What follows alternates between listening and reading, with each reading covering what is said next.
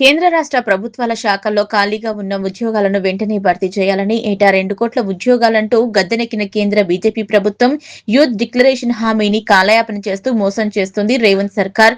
ఉద్యోగుల భర్తీ చేయకుంటే కేంద్ర రాష్ట్ర ప్రభుత్వాలను గద్దెదించేదాకా పోరాటం చేస్తామని సిపిఎం రాష్ట్ర కార్యదర్శి వర్గ సభ్యులు టి సాగర్ అన్నారు.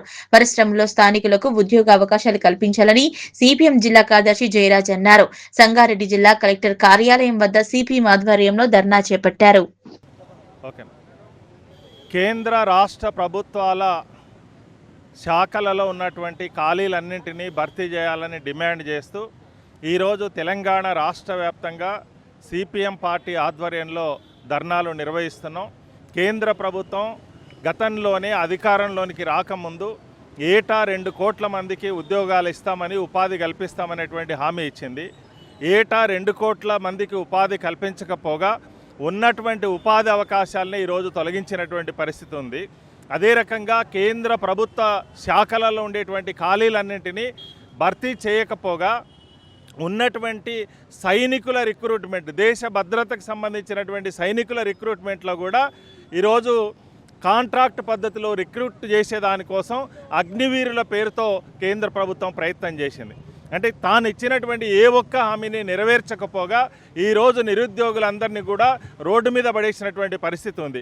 పైగా విద్యారంగానికి సంబంధించినటువంటి విషయంలో రోజుకో పేపర్ లీకేజీని చేస్తూ యువతని, విద్యార్థులందరినీ కూడా తీవ్రమైనటువంటి మనోవేదనకు గురి చేస్తున్నటువంటి పరిస్థితులలో కేంద్ర ప్రభుత్వం ఉంది. కేంద్ర ప్రభుత్వ శాఖల్లో ఉండేటువంటి ఖాళీ పోస్టులన్నింటినీ భర్తీ చేయాలని చెప్పి ఈ సందర్భంగా డిమాండ్ చేస్తున్నాం. అదే రకంగా తెలంగాణ రాష్ట్ర ప్రభుత్వం ప్రత్యేకంగా సరూర్ నగర్లో ఒక మీటింగ్ పెట్టి ప్రియాంక గాంధీని పిలిచి యూత్ డిక్లరేషన్ని ఆ రోజు 2023 ఎన్నికల కంటే ముందు ప్రకటించింది.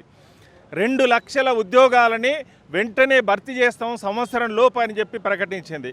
కానీ 2.5 సంవత్సరాలు పూర్తి అయిపోయినాయి. ఇప్పటిదాకా మొత్తం పోస్టులకు సంబంధించి 65,000 అని చెప్తున్నారు. వాస్తవంగా కాంగ్రెస్ ప్రభుత్వం అధికారంలోకి వచ్చిన తర్వాత కేవలం 15,000 పోస్టులు మాత్రమే ప్రత్యేకంగా నోటిఫికేషన్లు వేశారు.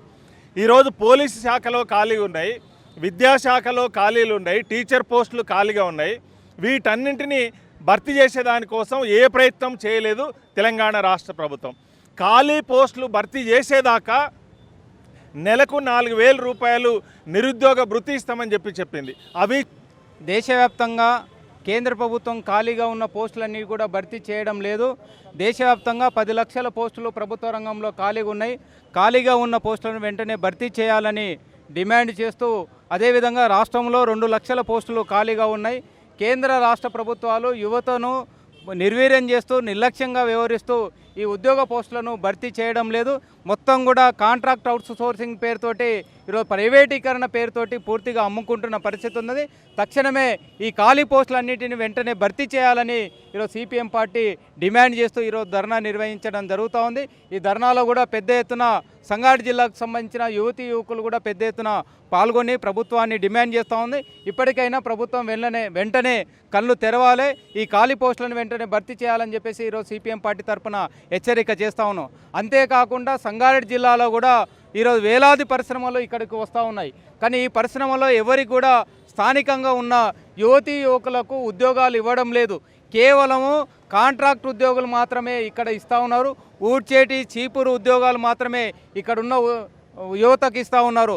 ఇక్కడ చదువుకున్న వాళ్ళు, బీటెక్లు, ఐటీఐలు కంప్లీట్ అయిన వాళ్ళు అనేక మంది ఉన్నారు. వీళ్ళందరూ కూడా రెగ్యులర్ ఉద్యోగాలు ఇవ్వాలని చెప్పేసి ఈరోజు సిపిఎం పార్టీ తరఫున డిమాండ్ చేస్తున్నాం. ఆ పద్ధతిలో రిజర్వేషను ఈరోజు ప్రత్యేకంగా స్థానికులకు, ఇక్కడున్న యువతీ యువకులకు మొదటి ప్రాధాన్యతగా ఉద్యోగాలు ఇవ్వాలని చెప్పేసి ఈరోజు సిపిఎం పార్టీ తరఫున డిమాండ్ చేస్తూ ఉన్నాం. ఈరోజు కలెక్టర్ కానీ, ఇక్కడున్న స్థానిక అధికారులు, ఇక్కడున్న ప్రజాప్రతినిధులు కూడా ఇక్కడున్న స్థానిక కంపెనీలలో ఈరోజు 50% మొత్తం కూడా స్థానికులకే ఉద్యోగాలు ఇచ్చేటట్లుగా చర్యలు తీసుకోవాలని చెప్పేసి మేము సిపిఎం పార్టీ తరఫున ఈరోజు ప్రభుత్వాన్ని డిమాండ్ చేస్తున్నాం. ఆ విధంగా కనుక చర్యలు తీసుకోకపోతే పెద్ద ఎత్తున ఎక్కడికక్కడ కంపెనీల వారీగా ఆందోళన చేస్తాము. మేమే గొడవలు చేసి అక్కడ ఉద్యోగాలు ఇప్పించే పరిస్థితి రాకుండా ప్రభుత్వమే చర్యలు తక్షణమే తీసుకోవాలని చెప్పేసి ఈ ధర్నా సందర్భంగా మరోసారి రాష్ట్ర ప్రభుత్వాన్ని హెచ్చరిక చేస్తూ ఉన్నాం.